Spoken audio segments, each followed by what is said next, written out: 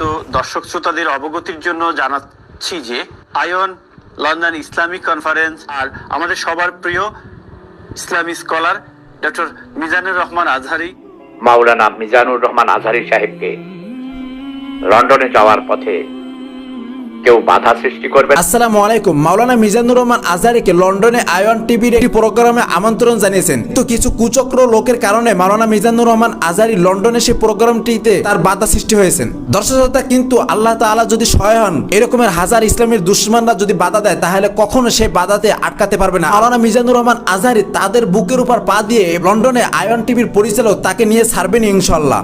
দর্শকতা এই ভিডিওটা আপনি ফুল দেখলে বুঝতে পারবেন যে মাওলানা মিজানুর রহমান আজহারি কবে কখন লন্ডনে চলে যাচ্ছে। মাওলানা মিজানুর রহমান আজহারিকে নিয়ে সিফাতুল্লাহ সিফাতুল্লাহ কিছু কথা বলছেন, যে কথাগুলো শুনলে আপনারও ভালো লাগবে এবং সেই কথাগুলোর ভিতরে কিছু লজিক আছে।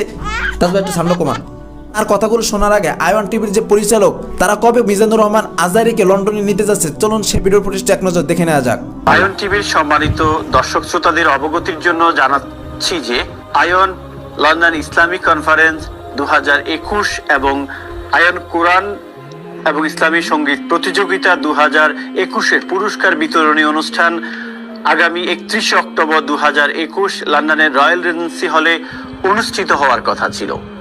বিশেষ কারণবশত আমরা ওই অনুষ্ঠানটি পোস্টপোন করেছি এবং আমরা হল কর্তৃপক্ষের সাথে কথা বলে আমাদের ইভেন্ট টিম অতি দ্রুত আপনাদেরকে নতুন তারিখ ঘোষণা করবে। আর আমাদের সবার প্রিয় ইসলামী স্কলার ডক্টর মিজানুর রহমান আজহারি ভালো আছেন, উনি আপনাদেরকে সালাম দিয়েছেন, ওনার জন্য দোয়া করবেন।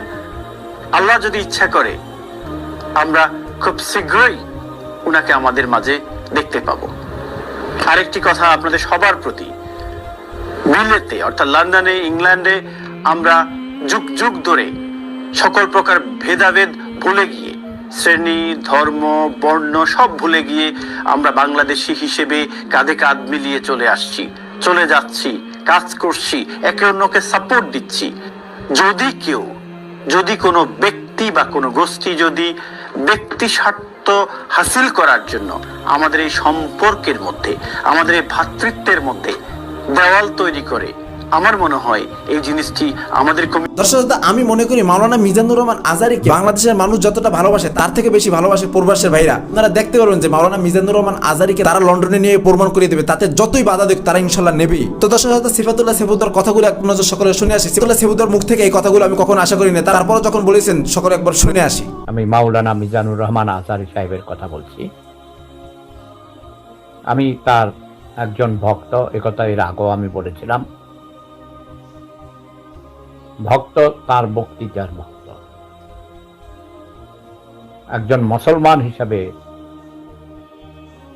তার কোরআনের ব্যাখ্যা, হাদিসের ব্যাখ্যা আমি মনোযোগ সহকারে শুনি।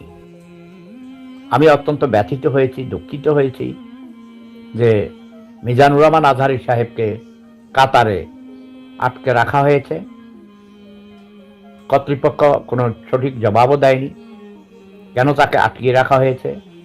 তবে আমি খবরে যেটা দেখেছি, বাংলাদেশের কিছু সংগঠন যারা নিজেদেরকে প্রগতিশীল বলে মনে করে, ঘাতক দালাল নির্মূল কমিটির লোকজন, তাদের শাখা সংগঠন প্লাস বাম রাজনৈতিক কিছু সংগঠন শুনেছি প্রগতিশীল বলে মনে করে। But I don't know what they mean by প্রগতিশীল। কারো কথা বন্ধ করা, কণ্ঠ রোধ করাকে প্রগতিশীল বলা হয় না, তো আমি মনে করি না। তার কথা তিনি বলবেন, কারো কাছে ভালো লাগবে, কারো কাছে ভালো লাগবে না। যেমন আমার বিভিন্ন দর্শকতা সিফাতুল্লাহ সিফাতুর কথার সাথে যদি আপনি একমত হয়ে থাকেন তাহলে অবশ্যই কমেন্ট সেকশনে জানিয়ে যাবেন। আর মাওলানা মিজানুর রহমান আজহারিকে আজকে এই ভিডিওটা যারা দেখছেন তাদের ভিতর যদি মাওলানা মিজানুর রহমান আজহারিকে ভালোবাসেন অবশ্যই সেটা কমেন্ট সেকশনে জানিয়ে যাবেন এবং দর্শকতা ভিডিওটি বেশি বেশি করে শেয়ার করুন। যারা এই পর্যন্ত ভিডিওটি দেখছেন সকলকে অসংখ্য ধন্যবাদ। আসসালামু আলাইকুম ওয়া রাহমাতুল্লাহ।